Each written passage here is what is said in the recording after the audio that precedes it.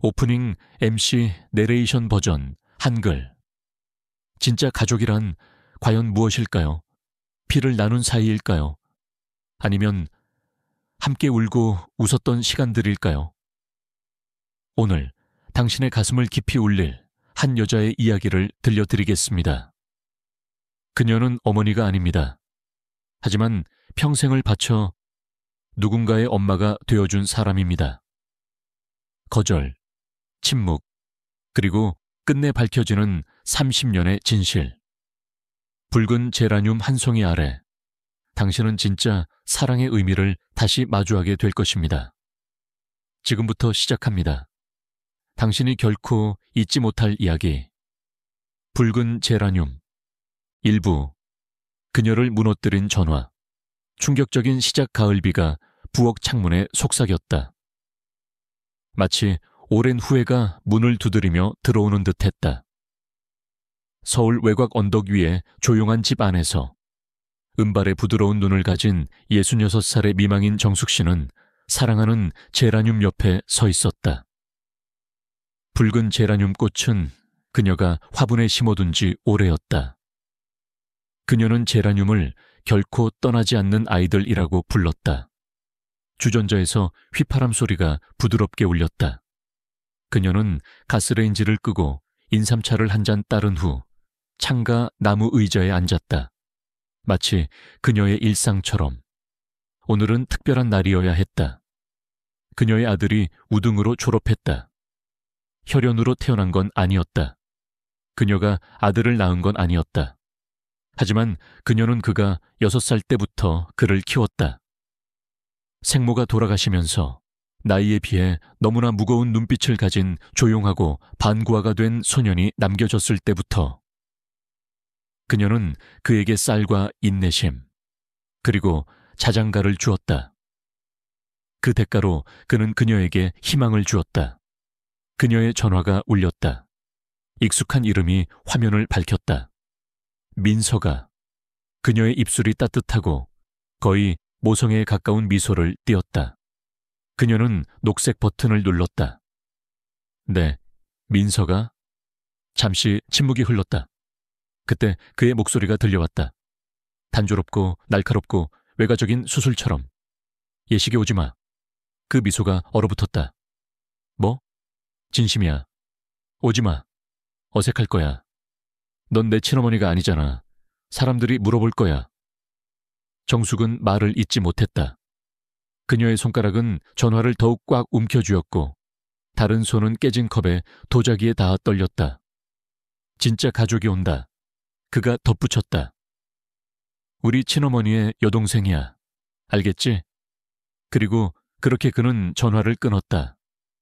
빗소리가 더욱 깊어졌다. 아니면 그냥 귓게 쿵쾅거리는 소리가 났을지도 모른다.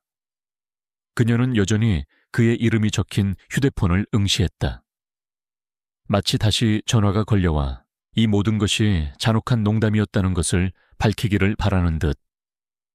하지만 화면은 어두워졌다. 부엌처럼 온 세상처럼. 차가 식어버렸다. 20년 전 회상. 겨우 30살이 된 어린 정숙이 6살 민석이를 학교에 데려다 주었다. 다른 엄마들은 손등으로 민석이에 속삭였다. 진짜 엄마도 아닌데 저 여자 좀 봐. 아마 아빠 돈이나 원하는 거겠지. 그녀는 대답하지 않았다. 무릎을 꿇고 민석이의 무릎에 묻은 먼지를 닦아주며 부드럽게 미소 지었다. 그해 말, 어머니 날, 민석은 수줍게 작은 제라늄 화분을 민석에게 건넸다. 선생님이 이 꽃은 절대 포기하지 않는 엄마들을 위한 거라고 하셨어요. 그날 밤 그녀는 부엌에서 울었다. 조용히, 소리 없이. 마치 지금처럼. 현재로 돌아와서 집은 평소보다 더 차가워졌다. 정숙은 천천히 일어서 창가로 걸어가 안개 낀 정원을 바라보았다. 그녀는 한때 다시는 누구 앞에서 울지 않겠다고 다짐했었다. 하지만 이번에는 아무도 지켜보지 않았다. 결국 눈물이 떨어지자 바깥의 빗줄기는 더욱 거세졌다. 마치 하늘도 감당하지 못하는 듯했다. 작은 반전. 그녀만 그녀의 말을 듣고 있었던 게 아니었다. 그녀도 모르게 길 건너편 검은 차 안에서 한 남자가 쌍안경을 내려놓고 옷깃에 달린 작은 마이크에 대고 말했다. 실험체 알파는 지금 감정적으로 불안정합니다. 예상대로 진행되고 있습니다. 무선에서 목소리가 들려왔다. 그녀를 계속 감시해. 만약 그녀가 작전을 의심한다면 제거해. 행동 촉구 CTA. 당신이 키운 아이가 당신의 존재 자체를 부정한다면 어떻게 하시겠습니까? 아래에 당신의 생각을 공유해 주세요. 용서하시겠습니까? 아니면 영원히 떠나시겠습니까? 준비가 되면 두부로 넘어갈 준비가 되셨나요? 그냥 말하세요. 파트 2.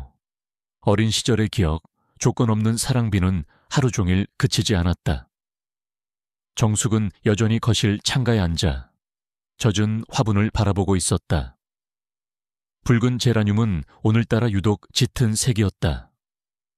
마치 모든 슬픔을 흡수한 듯. 그녀의 눈동자엔 여전히 친엄마도 아닌데 오지 마세요 라는 말이 박혀 있었다. 가슴 한복판을 도려낸 것 같은 통증. 하지만 그보다 더 쓰라린 건 그 말을 하던 목소리조차 낯설게 느껴졌다는 사실이었다.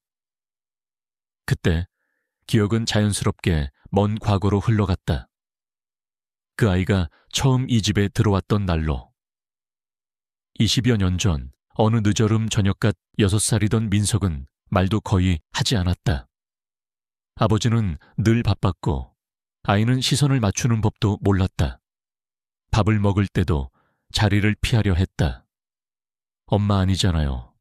그 말은 그때도 있었다. 하지만 지금과는 전혀 달랐다. 그 아이는 상처였다. 조용한 울음으로, 불안한 눈빛으로, 그리고 매일 밤 침대 끝에 웅크려 앉는 모습으로. 정숙은 그런 아이에게 밥을 지어주고 감기약을 먹이고 청개를 들고 옆에 앉아 밤을 새웠다. 그녀는 한 번도 엄마란 말을 강요하지 않았다. 그저 매일 새벽 문고리에 손수건 하나를 걸어두었다.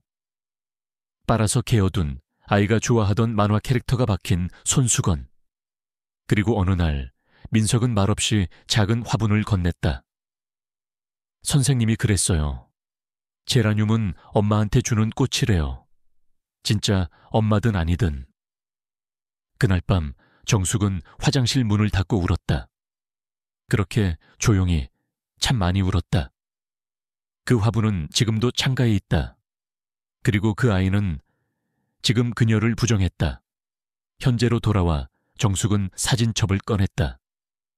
민석이 첫 발표회에서 쓴 크레용, 고사리 손으로 만든 카드. 우리 엄마는 밥을 잘 해요. 우리 엄마는 향기 나요. 철부지의 문장이 지금 칼날처럼 그녀의 가슴을 찔렀다. 그때였다.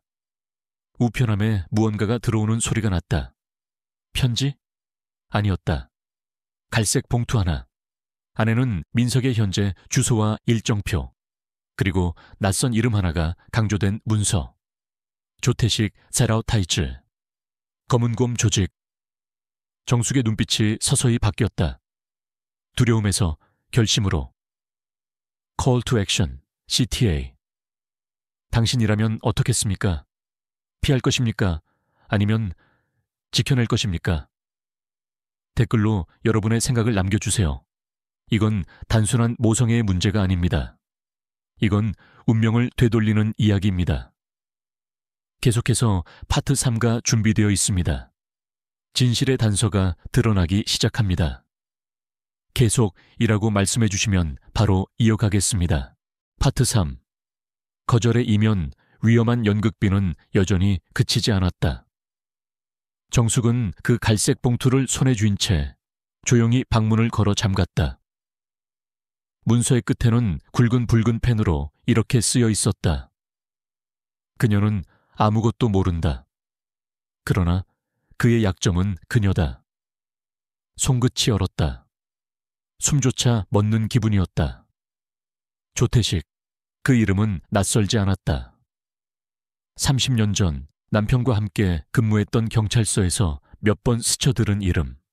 당시 그는 조직 잠입 수사관으로 활동 중이었고 그 이후로 흔적도 없이 사라졌다. 그 이름이 이제 검은곰이라는 폭력 조직의 정점에 있다는 건 단순한 우연이 아니다. 민석의 캘린더 일정엔 낯선 약속 하나가 있었다. 6월 5일 태식 강남 W 빌딩 지하 3층. 정숙은 가슴이 철렁 내려앉았다.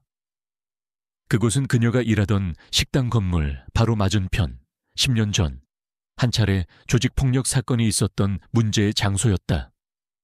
왜 하필 거기야? 왜 그 이름이? 그녀는 휴대폰을 꺼내 아들의 SNS를 열어봤다. 사진 속 아들은 웃고 있었다. 그러나 배경엔 뚜렷이 보였다. 조태식과 나란히 찍힌 그림자. 그 눈빛은 따뜻함이 아닌 감시였다. 그제야 모든 게 맞아떨어졌다. 아들이 그녀를 밀어낸 이유.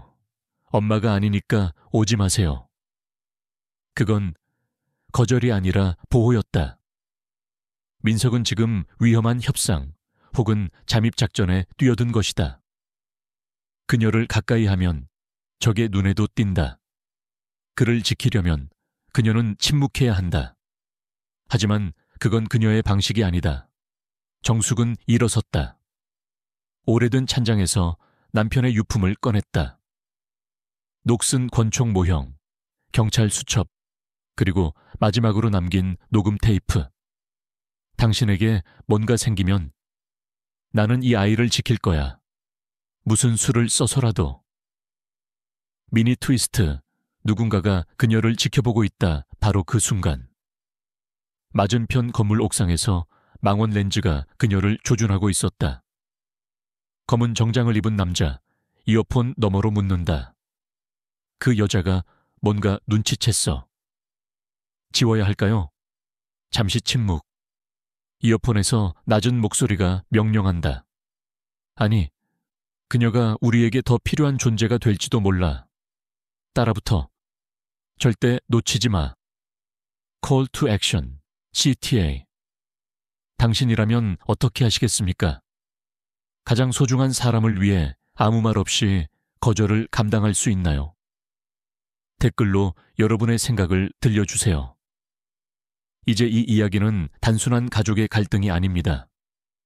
진실을 쫓는 목숨을 건 싸움입니다.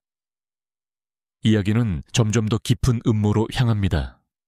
정숙은 진실을 찾기 위해 직접 움직이기 시작합니다. 원하신다면 계속이라고 말씀해 주세요. 파트 4. 구출과 충돌. 생사의 문턱으로 이어가겠습니다. 파트 4. 구출과 충돌. 생사의 문턱 새벽 2시. 서울 강남의 한 고급 오피스텔. 지하 3층 주차장은 어둡고 축축했다. 물 한 방울조차 울릴 만큼 적막한 그 공간에 검은 밴 한 대가 조용히 멈춰 섰다. 조태식의 부하들이 한 남자의 팔을 붙잡고 끌어내린다. 눈이 가려진 채 입에는 테이프. 그는 바로 민석이었다. 반면 그 시각 정숙은 그녀는 오래된 사진관 지하에서 남편의 옛 동료였던 장 형사를 다시 찾아갔다. 30년 만에 재회였다. 이런 시간에 웬일이야, 정숙 씨. 민석이 납치됐어요. 범인은 조태식. 그자 아직 살아있어요. 장 형사의 표정이 굳는다. 그는 잠시 침묵하다 서랍에서 오래된 무기를 꺼낸다. 45 구경 권총, 민간 불법 무기. 이건 그가 죽였어야 할 과거야. 네가 이걸 꺼낸 순간부터 뒤는 없어. 정숙은 대답 대신 손수건 하나를 조심스레 감싸 총을 쥐었다. 그 손수건엔 20년 전 민석이 직접 그려준 그림이 있었다. 우리 엄마는 슈퍼맨보다 강해요. 지하 3층 운명의 충돌 민석은 쇠기둥에 묶여 있었다.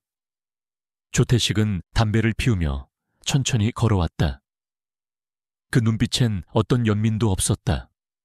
30년 전 너희 아버지는 날 배신했지. 넌 그 대가야. 그 순간 차량 경보음이 울렸다. 경비들이 놀라 달려가고 조태식이 돌아봤다. 그리고 쾅! 소화전 옆에서 무언가 터졌다. 붉은 분말과 함께 등장한 그림자. 바로 정숙. 한 명의 엄마 비스 조직의 두목 정숙은 한 손에 소화기를, 다른 손엔 총을 쥐고 있었다. 숨을 몰아쉬며 민석 앞으로 서서 조태식을 바라봤다. 이 아이는 내가 지켜요. 조태식은 비웃는다. 넌 아직도 날 이긴다고 믿나? 그 순간 총성이 울렸다. 총알은 누구를 맞췄는가? 모두가 멈췄다. 조태식은 뒤를 돌아봤다. 자신의 부하가 쓰러져 있었다. 장 형사 총을 든 채 등장한 것이다. 끝났어, 태식아. 이번엔 진짜야.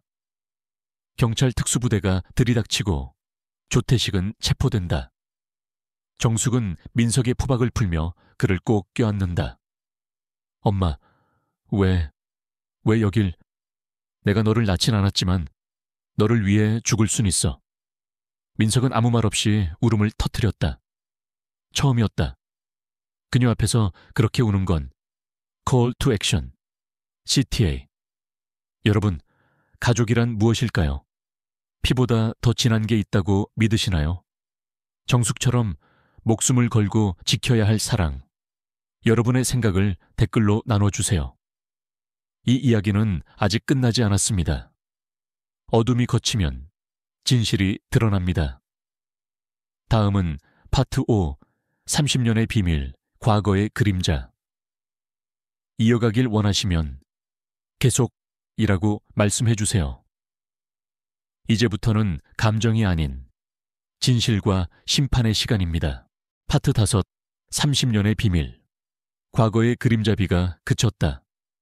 하지만 정숙의 가슴 속엔 여전히 먹구름이 드리워져 있었다. 조태식이 체포되고 사흘째 되던 날, 경찰청 6층의 한 밀실에서 장 형사는 정숙과 민석에게 오래된 서류 뭉치를 내밀었다. 그것은 단순한 수사 기록이 아니었다.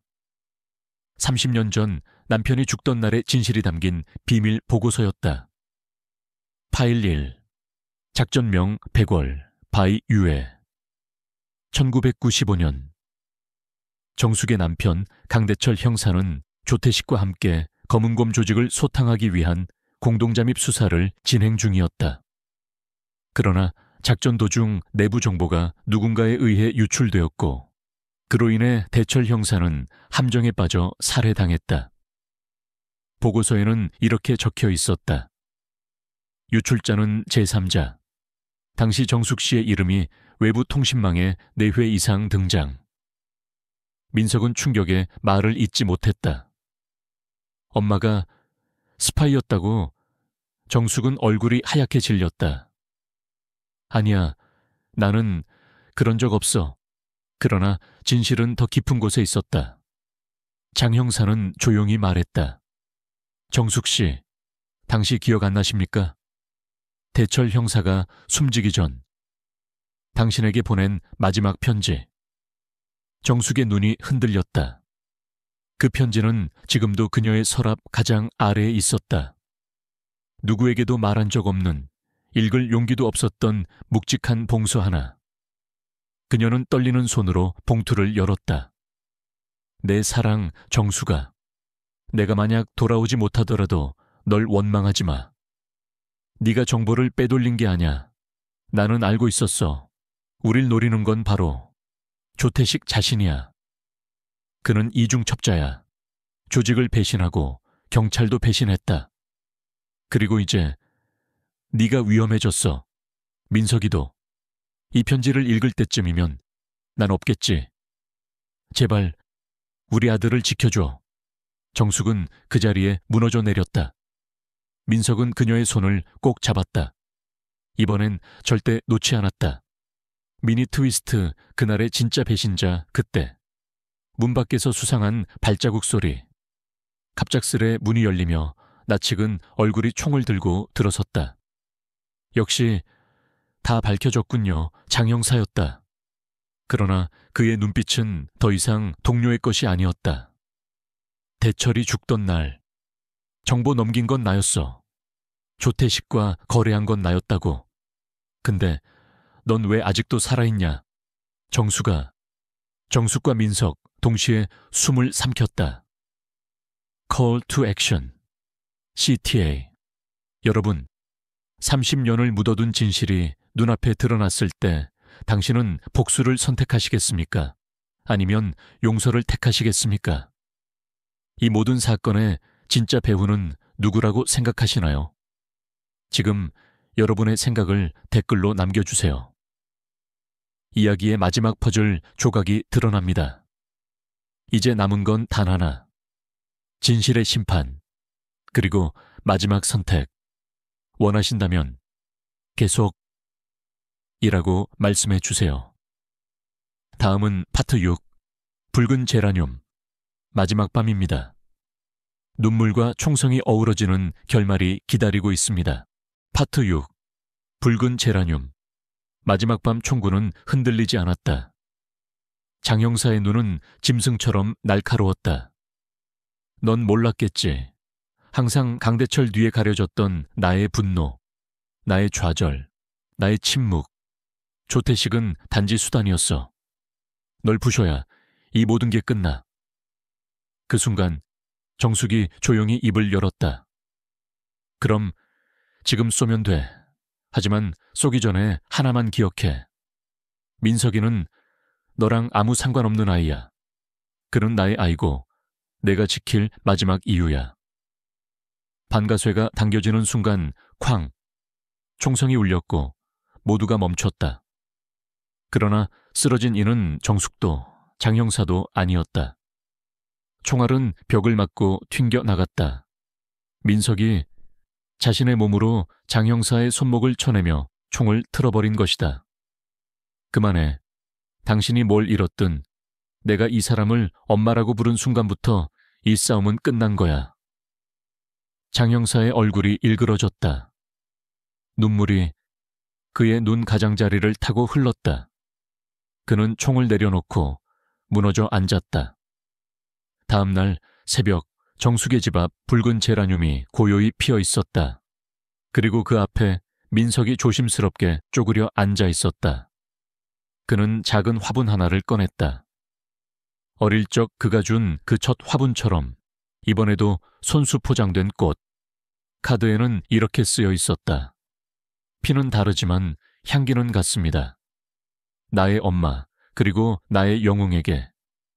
엔딩씬 정숙의 내레이션, 정숙의 목소리가 조용히 흐른다. 나는 이 아이를 낳지 않았다.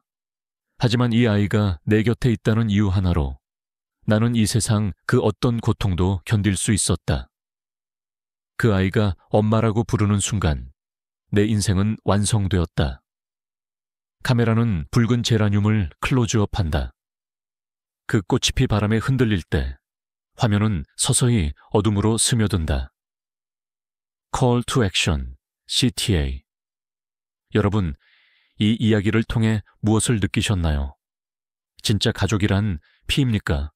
아니면 마음입니까? 정숙과 민석의 여정을 통해 여러분이 떠올린 엄마의 얼굴은 누구인가요? 댓글로 여러분의 감동을 함께 나눠주세요.